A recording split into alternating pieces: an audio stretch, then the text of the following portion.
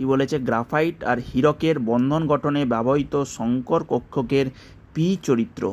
কত শতাংশ? এস চরিত্র বলেনি, পি চরিত্র বলেছে। তাহলে এস চরিত্র যদি আমরা বার করে সেখান থেকে 100 মাইনাস করে দাও, 100 থেকে আমরা মাইনাস অফ এস ক্যারেক্টার বার করে দাও, তাহলে পি চরিত্র বেরিয়ে যাবে।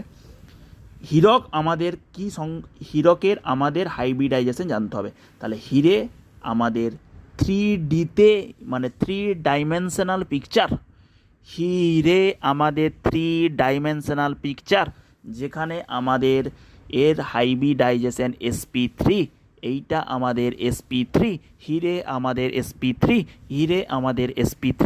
কিন্তু তার ভাই গ্রাফাইট sp2, তার ভাই গ্রাফাইট sp2, এ প্ল্যানার, এই যে প্ল্যানার সিটটা দেখছো প্ল্যানার,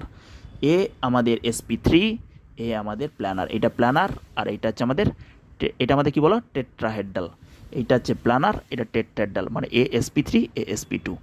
এ sp2 এ sp3, ছোটো ভাই sp2 বড় ভাই sp3, ছোটো ভাই sp2 বড় ভাই sp3, ছোটো ভাই sp2 বড় ভাই sp3। তাহলে sp2 মানে কত হচ্ছে, টোটাল কটা কক্ষক, একটা এস দুটো পি, তার মানে হচ্ছে টোটাল হচ্ছে 3টে, নিচে থাকলো টোটাল পি ক্যারেক্টার বলেছে 2-3 ইন্টু 100, 2-3 মানে কটা পি আছে, দুটো আছে পি, টোটাল কটা আছে 3টে, তাহলে 2-3 ইন্টু 100, 2-3 ইন্টু 100 করলে দেখবে আমাদের আসবে কত, 200/3, তাহলে 200/3 মানে 67% বা 66.66 হচ্ছে এরকম একটা আসবে, তাহলে 67। আর হীরে মানে sp3, হীরে মানে